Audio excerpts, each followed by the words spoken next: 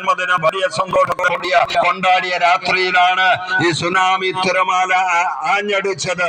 ഉണ്ണിയേശുവിന് വേണ്ടി ദേവാലയങ്ങളിൽ മെഴുകുതിരികൾ തെളിച്ചു. പക്ഷേ ലോകത്തിൽ ഉണ്ണിയെ പറക്കാൻ അനുവദിക്കാത്ത ജനത്തോട് ദൈവം പറഞ്ഞു, ദൈവം വ്യക്തമായ മെസ്സേജ് നൽകി, ഉണ്ണിയെ പറക്കാൻ അനുവദിക്കുന്നില്ല. ഒന്നോ രണ്ടോ മക്കള് മതി എന്ന് പറഞ്ഞ നിയമം കയ്യിലെടുത്ത് സ്വാർത്ഥതയോടുകൂടെ തന്നിട്ടം പ്രവർത്തിച്ചു. ദൈവത്തിന്റെ പദ്ധതിയെ ആകമാനം തകിടം മറിച്ചു. ഇപ്പോൾ കേരളത്തിലെ വന്യമൃഗങ്ങൾ ഇങ്ങനെ വികരിക്കുന്നതിന് പിന്നിലെ രഹസ്യം എന്താ? നിങ്ങൾ ആരെങ്കിലും ചിന്തിച്ചിട്ടുണ്ടോ? വന്യമൃഗങ്ങൾ മനുഷ്യരുടെ ഇടയിലിറങ്ങി എത്ര ആളുകളെയാണ് ആന ചവിട്ടിക്കൊല്ലുന്നത്? പ്രിയമുള്ളവരെ, എത്ര പേരെയാണ് പുലി കടിച്ചു കീറുന്നത്?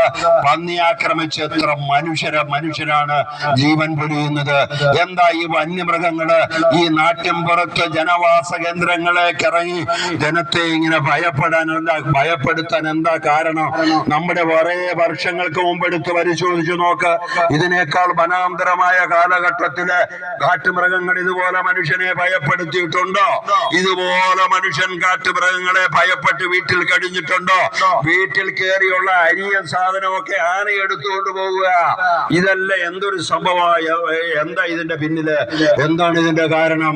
ജെറമിയ പ്രവാചകൻ എന്നൊരു പ്രവാചകൻ ദൈവത്തിന്റെ വചനമായിട്ട് അരുളി ചെയ്തൊരു വചനമുണ്ട്. എന്താ അത്? ജെറമിയ 12:9 ഇങ്ങനെ അരുളി ചെയ്തു, വന്യമൃഗങ്ങളോട് കൽപ്പിക്കുന്നതാണ് ദൈവം പറയുന്നതായിട്ട് പ്രവാചകൻ പറയുന്നത്. എന്താ പറയുന്നത്?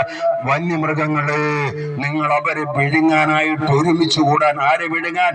ദൈവത്തിന്റെ കൽപ്പന, ദൈവം അരുളി ചെയ്ത വചനത്തിന് ഒരു വിലയും കൽപ്പിക്കാതെ അവയെ പുച്ഛിച്ചു തള്ളിയിട്ട് ഈ ശാസ്ത്ര ലോകത്തിന്റെ വാക്കുകൾക്ക് പ്രാധാന്യം കൊടുത്ത ജനത്തെ നോക്കി പ്രവാചകൻ അരുളി ചെയ്യുകയാ, വന്യമൃഗങ്ങളെ, നിങ്ങൾ അവരെ വിഴുങ്ങാനായിട്ട് ഒരുമിച്ച് കൂടാൻ കൽപ്പിക്കുകയാ. ഇതാ ഈ നാട്ടം കേരളത്തിലെ ഈ വന്യമൃഗങ്ങൾ ഇതുപോലെ ഭയപ്പെടുമ്പോ ഇപ്പം പല ആളുകളും പറയുന്നുണ്ട്,